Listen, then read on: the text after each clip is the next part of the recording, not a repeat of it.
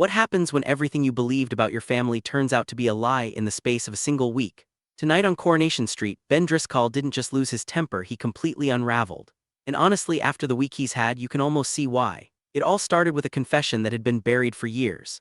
Maggie finally admitted that she had accidentally caused the death of her husband, Alan, a secret she carried alone. A truth she never told her son. And when Ben heard it, the ground beneath him didn't just shake, it disappeared.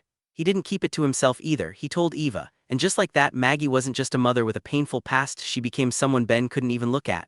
The house that once felt like home turned into a place full of betrayal, but that wasn't the only emotional bomb waiting to go off. At the same time, Ben's son was going through something deeply traumatic of his own, reporting his abuser Megan Walsh to the police. So while Ben was trying to process the truth about his father, he was also trying to be strong for his son.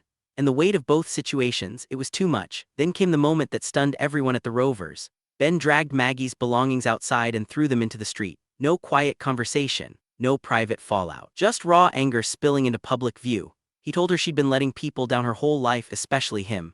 Years of pain came out in seconds. And when Steve tried to step in, things only got worse. Steve had listened to Maggie earlier, heard her regret, understood her guilt. He tried to get Ben to calm down, to at least hear her out. But Ben wasn't interested in reason. When Steve mentioned that they were technically family now, Ben snapped completely. "You're no brother of mine, you're nothing to me."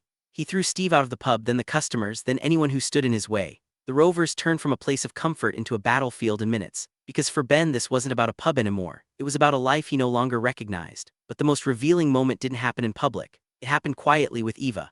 Away from the shouting, away from the chaos, Ben admitted something heartbreaking. He said he felt like he was failing at everything.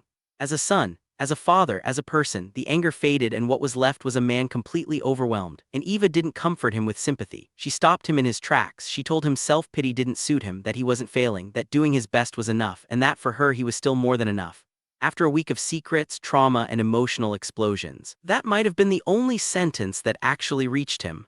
Because the real question now isn't whether Maggie can be forgiven, or whether Ben can accept Steve as family. It's whether Ben can rebuild himself after everything he thought he knew was turned upside down. And this might only be the beginning.